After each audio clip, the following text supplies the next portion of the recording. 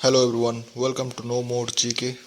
पिछले सेशन में हम लोग पढ़े थे इम्पोर्टेंट प्लेटो ऑफ इंडिया, और आज के सेशन में हम पढ़ने जा रहे हैं class 9 western and eastern Ghats के बारे में। ठीक है, चलो शुरू कर दे। कभी सोचा है कि भारत के नक्शे के किनारों को क्या चीज बनाती है?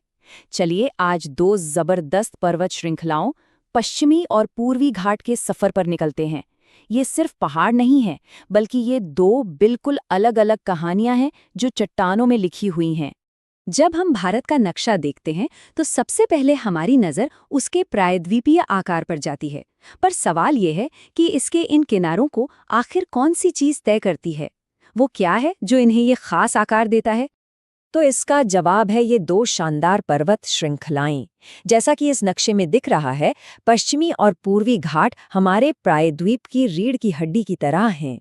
ये सिर्फ जमीन के टुकड़े नहीं, बल्कि यहाँ के भूगोल और जिंदगी को आकार देते हैं। तो चलिए कहानी शुरू करते हैं पश्चिमी घाट से। जरा सोचिए, भारत के पश्चिमी तट के साथ साथ एक बहुत बड़ी, लगभग बिना टूटी हुई पत्थर की दीवार खड़ी है। बस वही है पश्चिमी घाट। और देखिए, ये कोई छोटी मोटी पहाड़ियों की लाइन नहीं है। ये उत्तर में ताप्ती नदी से शुरू होकर दक्षिण में कन्याकुमारी तक भारत के पूरे पश्चिमी किनारे पर एक जबरदस्त रुकावट की तरह फैली हुई है। और इसकी लंबाई पूरे 1600 किलोमीटर। सोचिए जरा, ये तो दिल्ली से चेन्नई तक की दूरी से भी ज्यादा है। इससे अंदाजा लगाया जा सकता है कि इसका असर कितना बड़ा होगा। और एक मजेदार बात यह है कि इस एक ही श्रृंखला को अलग अलग जगहों पर अलग अलग नामों से जाना जाता है।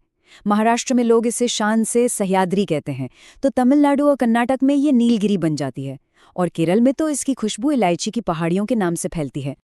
और अगर ऊंचाई की बात करें तो इसकी सबसे ऊंची चोटी एनाईमुडी 2695 मीटर्स तक पहुंचती है। वाकई ये इस पूरी रेंज की शान का प्रतीक है।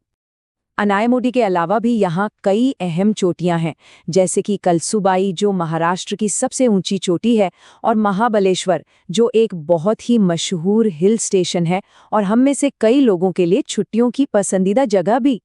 तो चलिए अब कहानी का रुख मोड़ते हैं पूर्वी घाट की तरफ, और यहाँ कहानी बिल्कुल अलग है। पश्चिमी घाट की तरह ये एक मजबूत दीवार नहीं, बल्कि ये तो बहुत पुराने, टूटे फूटे और समय के साथ घिस चुके पहाड़ों के निशान जैसे हैं। ये श्रृंखला भी उत्तर पूर्व में ओडिशा से लेकर दक्षिण में तमिलनाडु तक फैली है। पर यहाँ एक बहुत बड़ा फर्क है। ये पश्चिमी घाट की तरह एक लगातार चलने वाली दीवार नहीं है, बल्कि ये टूटी हुई और बिखरी हुई पहाड़ियों की एक चेन है। तो सवाल ये है कि इसकी ये टूटी फूटी हालत क्यों है? इसका जवाब एक शब्द में है: कटाव। लाखों सालों से नदियों, हवा और बारिश ने पूर्वी घाट को पश्चिमी घाट के मुकाबले कई ज्यादा काटा और घिसा है, और यही इनकी कहानी का सबसे बड़ा ट्विस्ट है। लेकिन इस कटाव के बाद भी पूर्वी घाट की अपनी एक अलग शान है। यहाँ मलयगिरी, गलीकोंडा और महेंद्रगिरी जैसी कई अहम चोटियां हैं, जो आज भी इसके पुराने इतिहास की गवाही देती है। और इसकी कहानी में एक और दिलचस्प मोड़ है। पूर्वी घाट के अंदर ही वेलिकोंडा और पलकोंडा जैसी समानांतर पर्वतमालाएं भी मिलती हैं, जो इसकी बनावट को और भी खास बनाती हैं। तो अब वक्त आ गया है कि इन दोनों पर्वत श्रृंखलाओं की कहानी को आमने सामने रखा जाए। चलिए इनकी एक सीधी सीधी तुलना करते हैं, ताकि इनके बीच का फर्क एकदम साफ हो जाए।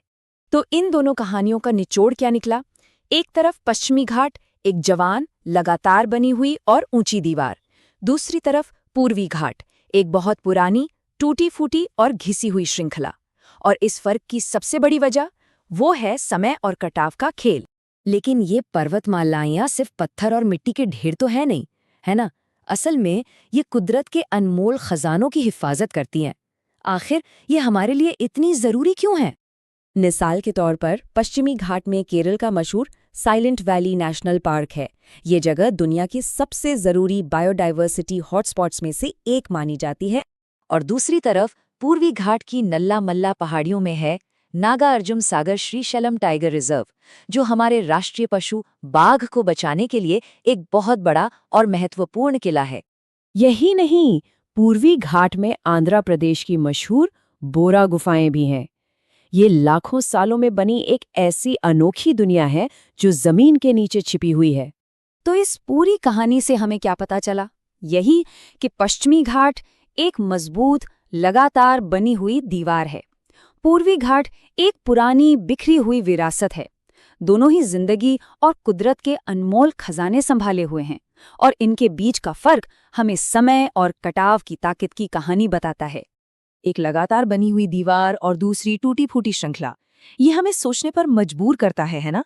कि हमारी दुनिया के दूसरे पहाड़ों में समय, ताकत और कुदरत की ऐसी ही और कौन-कौन सी अद्भुत कहानियां लिखी हुई होंगी। ये एक ऐसा सवाल है जिसके बारे में सोचना वाकई में दिलचस्प है।